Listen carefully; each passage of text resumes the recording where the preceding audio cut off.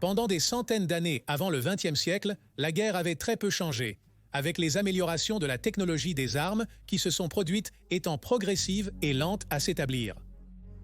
Cependant, avec la révolution industrielle du milieu à la fin du XIXe siècle et les avancées fulgurantes à la fois en sciences et en technologie qui l'accompagnaient, en l'espace de quelques décennies, la guerre a été transformée au-delà de la reconnaissance. De nouvelles armes qui étaient autrefois de la science-fiction de la part de gens comme Jules Verne ou Herbert Georges Wells, comme les sous-marins et les avions, étaient maintenant réalisées, et avec eux, le nombre de façons de tuer à la guerre a grimpé en flèche, aboutissant aux usines de mort brutale qui étaient les lignes de front de la Grande Guerre entre 1914 et 1918. Dans cet épisode, nous allons examiner le développement et l'utilisation de seulement 5 des innombrables armes mortelles qui ont émergé pendant la Première Guerre mondiale. Bienvenue à Guerre du Monde.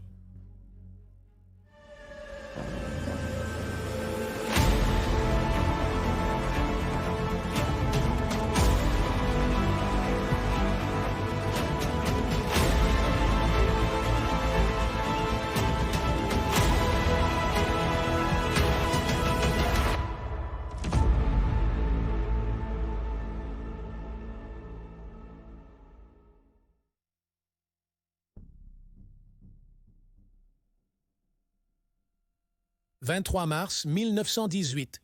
C'était à 7h18 du matin, lorsque les citoyens de la capitale française ont découvert le début de la matinée secoués par le bruit d'une explosion au sein de leur métropole.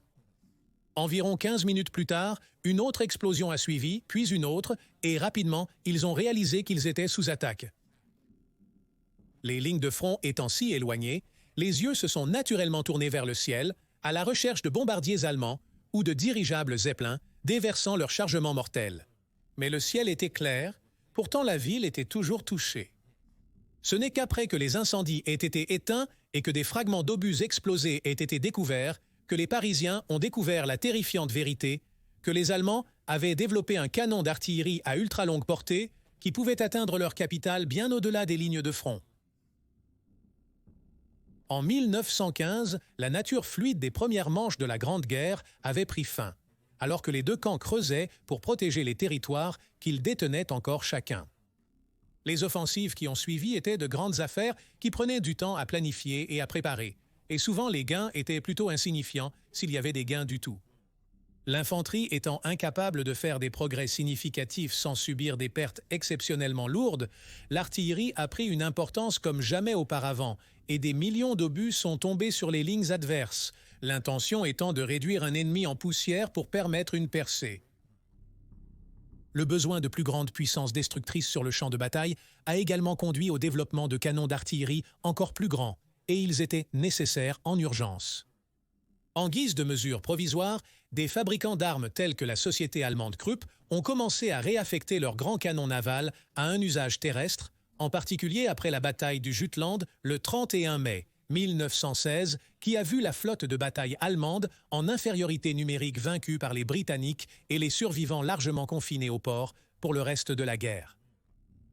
Donc, quand les projets pour plus de cuirassés de classe Bayern de la marine allemande ont été abandonnés, les canons prévus pour ces navires ont été réaffectés au front occidental, montés sur des wagons de chemin de fer, étant trop volumineux pour le transport routier.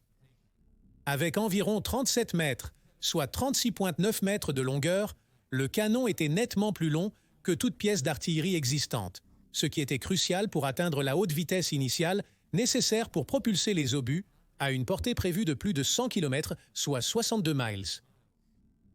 Le projet a été entrepris dans le plus grand secret jusqu'à ce qu'il soit prêt à être déchaîné contre les puissances de l'entente, mais plutôt que d'être utilisé contre les positions massives de l'armée britannique ou française, il a été décidé d'utiliser l'arme pour cibler la capitale française depuis l'arrière des lignes allemandes, dans l'espoir que cela démoraliserait suffisamment les Parisiens pour exiger de leurs dirigeants qu'ils cherchent la paix. Étant un canon naval, 80 marins de la marine impériale allemande, expérimentés dans leur utilisation, ont été recrutés pour l'opérer depuis sa position près de Crêpes, au nord-est de la ville. Les obus avaient une portée d'environ 120 km, soit 75 miles, et ont pris plus de 3 minutes pour atteindre leur cible, une éternité comparée à l'artillerie standard de l'époque. L'obus était en vol si longtemps que les artilleurs devaient prendre en compte la rotation de la Terre lorsqu'ils visaient, ce qui les obligeait à utiliser une formule mathématique conçue, quelque peu ironiquement, par le mathématicien français Gustave Gaspard Coriolis, qui est lui-même né à Paris en 1792. Le canon pouvait tirer 65 coups avant que son canon ne nécessite un remplacement, l'usure de chaque obus de 106 kg ou 106,3 kg étant si grande que chaque coup suivant devait être légèrement plus grand en diamètre que le précédent, ceci afin d'assurer une bonne étanchéité lorsque l'obus était chargé. Ainsi, chacun des 65 coups devait être tiré dans un ordre spécifique. Au total, environ 350 obus ont été tirés par le canon de Paris pendant sa vie opérationnelle, le plus notable étant l'obus qui a frappé l'église Saint-Gervais et Saint-Protès le vendredi saint, provoquant un effondrement du toit. Environ 250 Parisiens ont été tués par l'arme avant la fin de la guerre.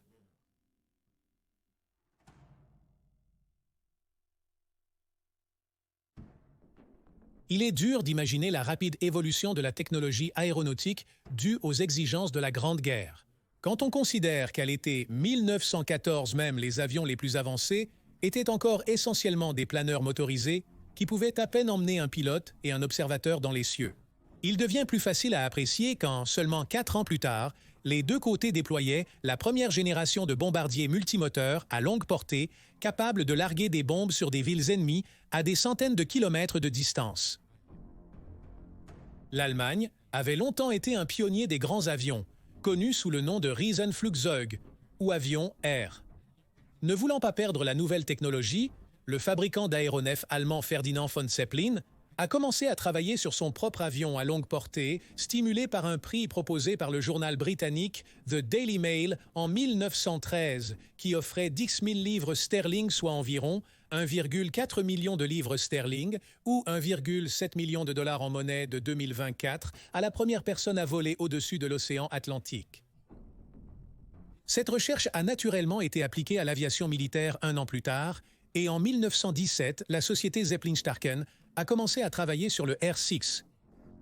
Bien que sa construction soit typique des avions de l'époque, étant principalement composée de bois et de tissu, les dimensions du R6 en faisaient un Goliath des cieux à l'époque et étaient même plus grandes selon les normes de la Seconde Guerre mondiale.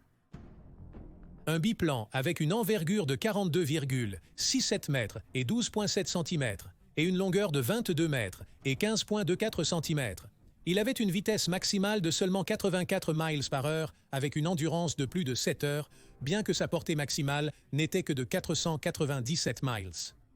Pour référence, un Avro Lancaster de la Seconde Guerre mondiale était 61 cm plus court en longueur, tandis qu'un Boeing B-29 Superfortress avait une envergure juste 61 cm plus longue. Le R6 transportait un équipage de 7 à 9 personnes selon les exigences de la mission et comprenait des positions de tir défensives au nez, dorsale et ventrale. Certains avions avaient 2 postes de tir supplémentaires sur le dessus des ailes, occupés par les mécaniciens. Fait inhabituel pour un avion de son époque, le R6 comportait également une cabine fermée pour les 2 pilotes, le navigateur et l'opérateur radio, améliorant à la fois leur confort et leur efficacité. Bien que les positions de tir étaient toujours exposées aux éléments et au feu ennemi. La capacité de transport de bombes était de l'ordre de 485,7 kg, soit 2000 kg, une charge dévastatrice pour un avion de 1917. Compte tenu de sa taille énorme et de ses performances médiocres, non seulement le R6 était extrêmement exigeant à piloter, laissant les pilotes épuisés, mais il était également vulnérable à l'interception ennemie, et donc il était principalement utilisé pour des missions nocturnes. Démontrant une fois de plus l'avancée du concept de l'avion, son navigateur était fréquemment assisté par un dispositif envoyant un signal à une station terrestre. Celle-ci, grâce à un équipement de localisation, établissait leur position qui leur était ensuite transmise par radio. Malgré sa portée, sa puissance et sa technologie, le R6 a heureusement joué un rôle symbolique dans la guerre. Seuls 56 d'entre eux ont été construits, mais ils ont effectué des raids jusqu'à la capitale britannique de Londres, prédisant de façon troublante ce qui se passerait lors de la prochaine guerre, indiquant que la létalité du R6 peut être vue dans les fondements qu'il a établis pour les événements futurs.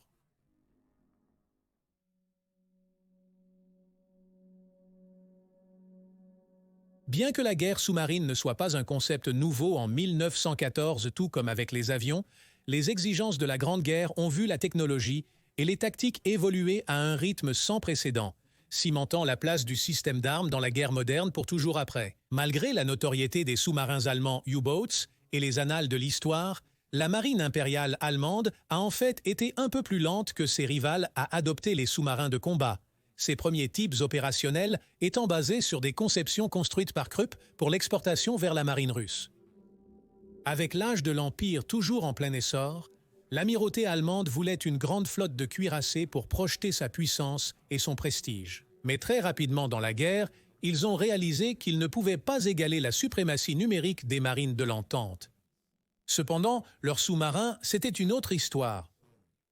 Bien qu'ils manquaient de prestige par rapport aux cuirassés, ces petits navires bon marché étaient capables d'infliger des dommages douloureux même à la Royal Navy, autrefois considérée comme une force invincible en mer. Ils ont réussi à perturber l'approvisionnement des usines d'armement britanniques en capturant ou en coulant des navires de fret transportant des matériaux de guerre vitaux, entraînant des pénuries de munitions et d'équipements sur le champ de bataille, faisant d'eux de véritables armes stratégiques décisives. Ainsi, les Allemands ont vite perçu les sous-marins comme leur avantage en mer. La classe de sous-marins de type U-30 et un était assez typique des conceptions d'avant-guerre tardive et était une évolution du type 27 précédent, présentant des améliorations du système de propulsion basées sur l'expérience acquise avec les types précédents. Les U-30 et 1 avaient une longueur de 64,7 mètres ou 64,6 mètres et étaient propulsés par une paire de moteurs diesel de 1825 chevaux en surface qui pouvaient le propulser à une vitesse maximale de 16,5 nœuds avec une soute pour une portée supérieure à 8000 miles. Lorsqu'ils étaient submergés, les moteurs diesel étaient éteints et remplacés par des moteurs électriques, la vitesse maximale tombant à un peu moins de 10 nœuds et la portée étant de l'ordre de 128 km nautiques. En ce qui concerne l'aspect commercial, le type U-30 et un comportait 2 tubes d'étrave et 2 tubes d'arrière pour des torpilles de 51 cm avec 4 torpilles chargées dans les tubes et 2 rechargements disponibles pour les tubes avant. Il transportait également un canon de pont, soit dans les classes 88 mm ou 105 mm, ces derniers étant plus fiables que les torpilles de début de guerre, souvent peu fiables. Opérant sous les règles du droit de prise contre les navires marchands qui nécessitaient un avertissement et une inspection de la cargaison avant de couler pour confirmer qu'ils étaient des cibles légitimes, les canons de pont étaient idéaux pour s'assurer qu'un équipage marchand ne décide pas de se battre. Seulement 11 types U-30 et 1 ont été fabriqués, et ils ne semblaient pas spéciaux sur le papier. En effet, avec la progression de la guerre, des designs plus impressionnants ont été produits partout. Cependant, ce qui rend le type U-30 et indigne de cette liste est le fait qu'ils étaient le mont des as des U-boats de la Grande Guerre. Parmi les 5 U-boats ayant obtenu le plus de points pendant tout le conflit, 4 d'entre eux étaient membres de la classe avec le U-boat SM-35, qui a été crédité d'un incroyable total de 220 navires alliés de différentes tailles et types coulés. Un tonnage brut de 505 120 et 1 tonne, tandis qu'ensemble, les types U-30 et 1 ont coulé 1 198 139 tonnes de navires. Ces chiffres étaient incroyables pour une si petite classe de U-boats. Cependant, il convient de souligner que leur succès était autant dû à l'impréparation des marines des puissances de l'Entente pour combattre les U-boats qu'à la compétence de leurs équipages, en particulier au début de la guerre. En réalité, cette classe de U-boat a payé cher son succès, avec 7 unités perdues avant la fin de la guerre, au fur et à mesure que les moyens et tactiques pour contrer la menace U-boat se perfectionnaient.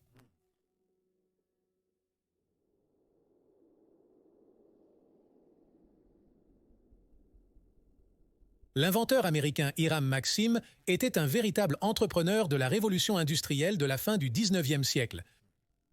Des pièges à souris aux pompes à vapeur, il a inventé, breveté et mis sur le marché ses innovations en quête de fortune, et a même prétendu qu'il avait devancé Thomas Edison dans l'invention de l'ampoule électrique. Ensuite, à l'exposition de Paris en 1881, on lui suggéra d'inventer quelque chose permettant aux Européens de s'entretuer pour faire fortune, étant donné leur apparente propension pour ce loisir. Bien qu'il ne soit pas exactement un armurier, il a néanmoins mis son génie à la tâche. Après avoir testé le tir d'un fusil, dont le recul l'a presque renversé, il a commencé à envisager des moyens d'utiliser cette force pour augmenter la cadence de tir. Après une série d'expériences, Maxim a créé le premier système de tir à recul, qui a jeté les bases de toutes les mitrailleuses modernes à tir rapide. La mitrailleuse Maxim a été rapidement adoptée par les Britanniques en 1883 pour être utilisée dans la police de leur vaste et souvent volatile empire. En service avec les Britanniques, l'arme s'est avérée décisive pour réprimer les soulèvements et a joué un rôle clé dans la Seconde Guerre des Beurs en Afrique du Sud entre 1899 et 1902. Ce succès n'est pas passé inaperçu à Berlin, et le gouvernement allemand a rapidement exprimé son désir d'adopter sa propre version de l'arme. Ainsi, le fabricant allemand Ludwig Löwer a signé un contrat avec Maxim pour produire la mitrailleuse sous licence et, ce faisant, a tenu la promesse faite à Maxim qu'il pourrait gagner de l'argent grâce à quelque chose qui permettait aux Européens de se tuer les uns les autres. Lorsque la production sous licence a été achevée, les Allemands avaient modifié et produit un type amélioré, baptisé le MG-08, avec des munitions, des pièces de rechange et un réservoir d'eau pour refroidir le canon pendant le tir. Le MG-08 était une arme encombrante, pesant plus de 63 kg. Il a donc été initialement confiné à des wagons de chemin de fer et des camions, ou à des positions défensives préparées où son taux de tir de plus de 500 coups par minute s'est avéré dévastateur sur le champ de bataille et signifiait que les contre-attaques pouvaient être rapidement repoussées. La létalité du MG-8 et de ses homologues, comme le fusil britannique Vickers, était l'un des facteurs clés pour expliquer pourquoi, au lieu que la guerre ne se termine à Noël, 1914, elle s'est transformée en impasse alors que les deux camps se sont retranchés pour échapper à la portée des mitrailleuses. Avec des milliers de MG-08 produits en série, les lignes allemandes étaient bien préparées pour les assauts d'infanterie de masse qui étaient à la norme lors de la première moitié de la guerre. En préparation de la bataille de la Somme, l'armée britannique a tenté de détruire les positions de mitrailleuses allemandes à l'aide d'artillerie, mais ce barrage s'est avéré inefficace et les MG-8 ont causé un grand nombre des 58 000 morts ou blessés que l'armée britannique a subis le premier jour seulement. L'efficacité de la MG-8 a augmenté durant la guerre, avec l'apparition d'une version plus légère, transportable par deux hommes avec leurs troupes en progression. Cette mobilité leur permettait d'utiliser la MG-8 pour attaquer une position ennemie ou défendre un territoire nouvellement conquis contre une contre-attaque. Surnommée la MG-0815, cette variante plus légère est très rapidement devenue la mitrailleuse standard allemande, et plus de 130 000 unités ont été produites. L'arme a également été adoptée par les pilotes allemands, l'air froid du vol leur permettant de se passer de la veste d'eau utilisée pour refroidir le canon. Une version refroidie par air pour l'infanterie a été testée en petit nombre en 1918 dans le but de produire une arme encore plus mobile. Surnommée la MG-0818, elle présentait un canon plus lourd pour réduire le problème de surchauffe et qui pouvait être rapidement remplacé sur le terrain par un nouveau si cela était nécessaire. Ce design n'a pas été un succès, mais serait adopté par de nouveaux modèles de mitrailleuses après la guerre, comme la légendaire MG-42. Avec une telle production, un grand nombre d'entre elles se sont inévitablement retrouvées au service d'autres armées, et des exemples ont été utilisés pendant la guerre civile russe, la guerre civile chinoise et les guerres sino-japonaises. Son design a également directement influencé un certain nombre de modèles de mitrailleuses d'après-guerre qui ont servi pendant la Seconde Guerre mondiale et dans certains cas au-delà.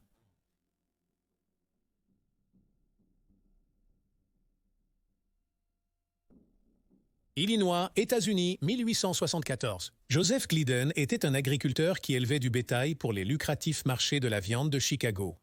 Mais il avait un problème. Pour contenir ses bêtes, il devait délimiter de vastes zones de terre avec du fil. Il n'était tout simplement pas pratique de le faire avec des clôtures. Mais les gros animaux traversaient souvent le fil et s'éloignaient de sa propriété, lui faisant perdre des revenus vitaux et causant des problèmes avec ses voisins. En cherchant des moyens de prévenir cela, il a eu l'idée d'incorporer des protubérances tranchantes dans la longueur du fil. Ces derniers étant créés avec deux brins de fil entrelacés, reliés à intervalles réguliers par des pointes de métal tordues tranchantes. L'idée était assez simple. Si la vache se frottait contre le fil, alors elle recevrait une piqûre vive pour la dissuader d'exercer davantage de pression.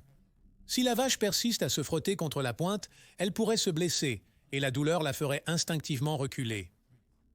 Le fil barbelé de Glidden a révolutionné l'industrie du bétail aux États-Unis et au-delà, mais il ne pouvait pas savoir à l'époque que son innovation causerait tant de misère et de souffrance à des millions d'hommes plus de 40 ans plus tard. Ce n'était peut-être pas l'arme la plus avancée de cette liste, mais l'efficacité du fil barbelé pendant la Première Guerre mondiale ne pouvait pas être sous-estimée. Il était bon marché à produire, mais d'une efficacité brutale pour ralentir voire stopper une attaque ennemie, et avec la mitrailleuse et l'artillerie, il était l'un des facteurs clés dans la création de l'impasse qui a défini les combats de la Première Guerre mondiale. Le fil barbelé ne bloquait pas seulement le chemin de l'infanterie, mais créait également des coupures dans la chair des soldats qui, dans la mauvaise hygiène du champ de bataille, pouvaient entraîner l'apparition de maladies, mettant le soldat hors de combat même s'il survivait à son affrontement pendant la bataille. Toutefois, le fil barbelé comme arme n'était pas une nouveauté en 1914, les manuels militaires britanniques fournissant de directives pour son déploiement défensif dès 1888. Pendant la Grande Guerre, il semblait que la seule chose qui pouvait correctement pousser dans l'espace dévasté entre les tranchées, connu sous le nom de No Man's Land, était la quantité de fils barbelés placés là. Parfois, les usines ne pouvaient répondre à la demande malgré leur production maximale. On estime qu'en 1918, assez de fils barbelés avaient été posés pour faire le tour de la Terre 40 fois. Dans certaines zones, il était si épais qu'on disait qu'il bloquait le soleil quand il était bas à l'horizon tôt le matin et tard le soir. Le fil barbelé était généralement disposé en longues bandes en zigzag ou en ceinture parallèle aux tranchées et souvent en plusieurs rangées. Certains obstacles en fil de fer étaient un peu plus hauts que le genou et étaient destinés à faire trébucher puis à piéger les attaquants, tandis que les barrières plus robustes pouvaient parfois atteindre 6 pieds de haut ou même plus pour dissuader les assauts frontaux.